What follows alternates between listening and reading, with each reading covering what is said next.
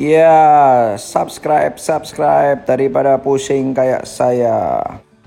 Sekarang sesi kedua.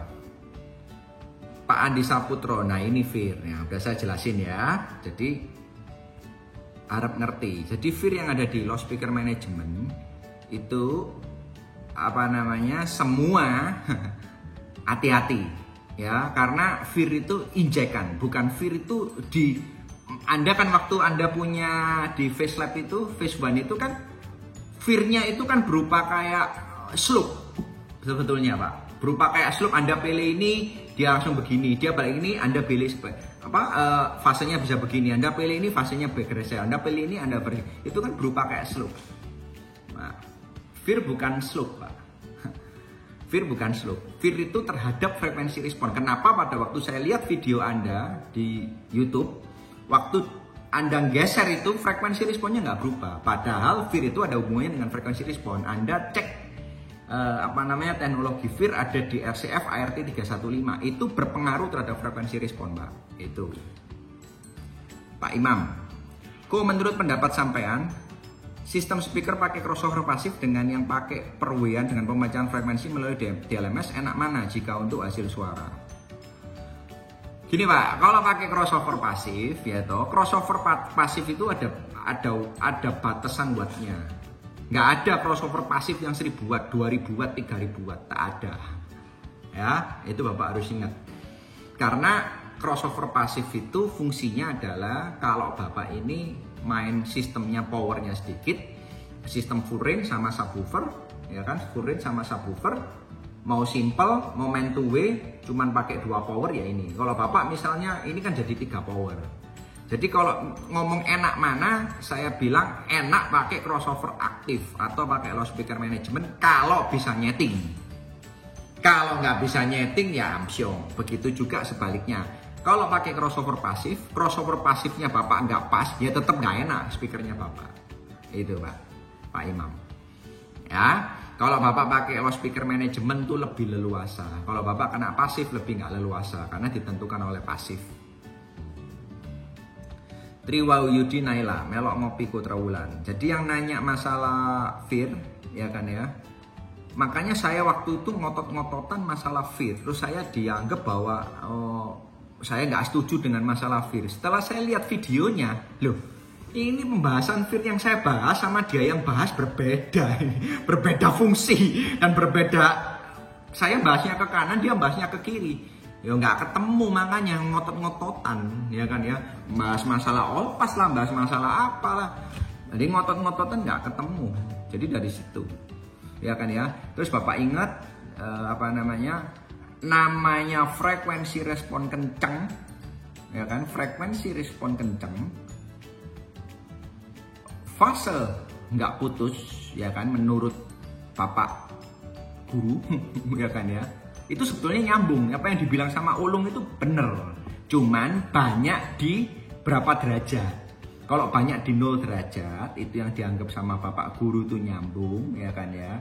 Kalau yang turun dari atas ke bawah itu, dari atas ke bawah yang seolah-olah putus sebetulnya, itu sebetulnya ripple sebetulnya. Ripple turun, ya, itu perputaran satu frekuensi. Ya, itu yang dibilangin sebetulnya itu nyambung. Itu karena waktu antara treble, tweeter, sama midnya ini waktunya nggak sama. Kalau mau samain ya bisa lewat slope. Slope juga bantu waktu karena slope-nya dibikin 12 dB atau 6 dB lebih gampang nyambung. Tapi balik lagi, frekuensi nyambung pakai slope yang rendah, otomatis apa? Tweeternya banyak suara middle, middle-nya banyak suara tweeter. Bahaya itu buat driver Anda, dan itu suaranya nggak bisa bersih. Saya nggak pernah pakai itu slope yang cuman 6 dB, 12 dB, nggak pernah pakai. Sekarang orang bikin crossover pasif aja sudah ke titik yang kalau Bapak tahu speaker Kling and Freitag itu bikin crossover pasifnya 24 dB Pak. Masa sekarang kita pakai LMS pakai slope 6 dB, pakai slope 12 dB. Terus kita akalin dengan namanya Fir yang ada di loudspeaker management. Supaya apa? Supaya nyambung. Wah, bahaya kalau menurut saya. Tapi ya kalau menurut Bapak itu enak, ya dijalanin aja Pak, namanya enak ya Pak ya, kan saya nggak tahu soundnya Bapak pakai itu hasilnya kayak gimana gitu loh, saya juga nggak tahu nyeting soundnya Bapak.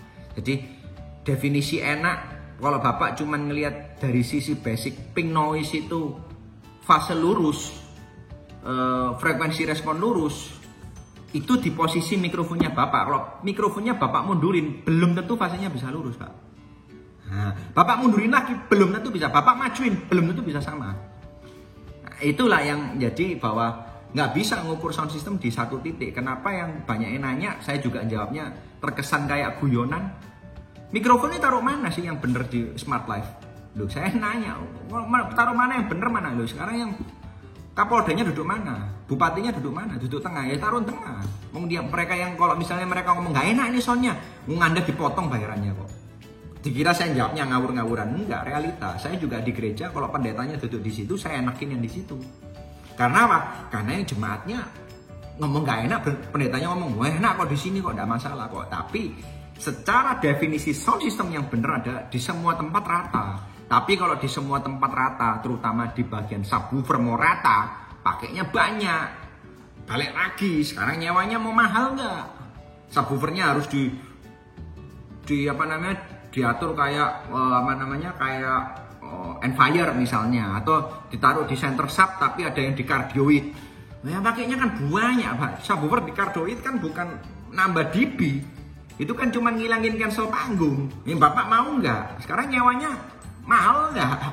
Balik lagi, sound system itu bukan masalah kita nggak bisa ngenakin, bisa ngenakin. Subwoofernya speakernya banyak, bisa. Bawaan banyak, balik lagi, sewanya berapa? Kalau sewanya murah, bawa banyak ya kapan balik Pak? Itu ya. Melok ngopiku trawulan. Iyalah, Firsa Husin. Ya, udah ya. Fir, zaman aku kuliah dulu ada dan diterapkan di teknologi komunikasi ya. Lah iki nano cuk muncul lah ya. Lu jebule sing takon Fir Om Sugeng Rarjopati toh, yes, dan maksa. Saya malu apa? Kenapa ya? Karena di loudspeaker nanti setelah saya pelajarin saya tahu karena setelah saya lihat video YouTube-nya dia. Iyalah, masalah Fir itu begitu toh. Ternyata makanya saya jawab bahas Fir-nya yang kanan, dia bahas Fir-nya yang kiri. Saya nggak ketemu, makanya dia ngotot, saya juga ngotot. Ternyata toh. Ya wis lah, kalau menurut Bapak Fir-nya bagus silakan Pak. Mau nanya gimana solusi yang magic yang soundnya kurang didengar? Pak Amdi satu. Ya toh, Bapak harus cek dulu masjidnya Bapak ini apakah ruangannya gaung, gema. Kalau bergema, ya Bapak harus pasang speakernya agak banyak, stylenya jangan kenceng-kenceng supaya suara soundnya Bapak itu dekat dengan telinga, nggak usah kenceng-kenceng udah jelas. Kalau speakernya Bapak di depan dua terus ruangannya gaung, ya Bapak nggak dapet dengar suara jelas. Karena apa? Bapak dengar gaungnya. Solusinya gimana? Ruangan masjid Bapak harus diakustik. Yang paling bener diakustikal supaya nggak gema, supaya speakernya yang depan bisa dikencengin, gemanya nggak kenceng. Gitu Pak. Solusi kedua, nggak mau benerin ruangan, speakernya dibanyakin supaya apa? Suaranya speakernya deket telinga kita supaya apa? Supaya nyetingnya jangan kenceng, supaya masangnya jangan kenceng-kenceng, supaya gemanya nggak kenceng. Itu solusinya. Power SPL FP 18.000 TT kalau dinyalakan pakai listrik 450 watt kuat nggak? Saya belum pernah, listrik di rumah saya, di toko saya wattnya besar. Jadi saya belum pernah pakai 450 watt. Sekarang jawabannya simple. Semua power ada soft startnya nggak? Kalau ada soft startnya pasti kuat. Di 450. Nanti kalau digenjot baru biasanya jeglek. Bapak pertama kali kalau takut nggak bisa, Bapak pakai namanya teriak. Teriak itu step up, step down. Ya, di step down dulu Pak. Di step down dulu supaya supaya dia nggak bisa ceklik dulu relaynya. Habis bisa ceklik, dinaikin pelan-pelan sampai 220. Itu caranya Pak. Ya, tapi kalau Bapak ngomong 450 watt nyetel 18.000 titik, ngapain toh Pak? Rumahmu mau digenjot ah? Itu jawaban saya ya. Ex-friend Danis, kok dijelaskan dynamic equalizer. Nah, dynamic equalizer ini sebetulnya adalah gimana ya? Dynamic equalizer itu sudah nggak dipakai karena sekarang di mixer digital yang baru itu ada namanya multi band kompresor. Fungsinya hampir seperti itu. Nah, dynamic equalizer itu cuman ada di Behringer Loudspeaker Management Behringer DCX 2496. Tapi dia tidak bisa jalan sempurna karena dia pakai memori banyak. Kalau dipasang di dynamic equalizer cuman bisa pakai satu band. Ya itu ya. Jadi yang Anda nanyain ini nggak ada guna, nggak ada fungsi karena semua loudspeaker management nggak ada dynamic equalizer-nya, Pak. Gitu loh, Pak. Jawabannya di situ. Di Behringer pun Bapak nggak pakai juga, ya Pak ya. Thanks infonya. Salam sukses Pak Bor. Fear X tuning yang di merek Yamaha itu menurut Pak Bos gimana? Saya pernah ukur dan menurut saya masih belum masih ya lihat video saya ya. Menurut Anda sempurna nggak? Menurut saya belum sempurna. Ya. Speaker Yamaha. Berarti itu Fear itu penting buat sound era sekarang ya. Kalau di LMS start harga berapa yang udah ada Fear-nya? Baik lagi Pak, Bapak bisa beli di LMS yang ada Fear-nya. Cuman Bapak nggak punya Fear designernya. Fear designer software-nya mahal banget Pak. Nggak ada bajakannya. Gitu loh. Dan Fear kalau yang Bapak bilang Fear itu penting ya kan ya. Speakermu kalau sudah beli das itu dalamnya ada Fear-nya. Nggak penting sebetulnya untuk ada Fear-nya lagi. Karena apa? Karena speaker-speaker sekarang ini kenapa bikin Fear? Karena gini, speaker box-nya kan modelnya begini. Misalnya tweeter di atas, middle di bawah. Bapak kan nggak bisa, misalnya nih, speaker 15 innya nih, tweeter sama 15 in. Speaker 15 innya ini misalnya dia ini suaranya tweeternya maju misalnya. Tweeternya 1 milisecond. Sedangkan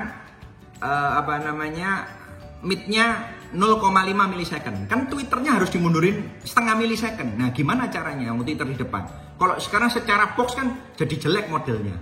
Ingat nggak zaman PV zaman dulu speaker SP5 Ti atau 5 Ti atau 5 XT kalau nggak salah, SP5, SP2G. Bapak lihat tweeternya itu hornnya sama 15 innya tuh aneh, 15 innya tuh maju.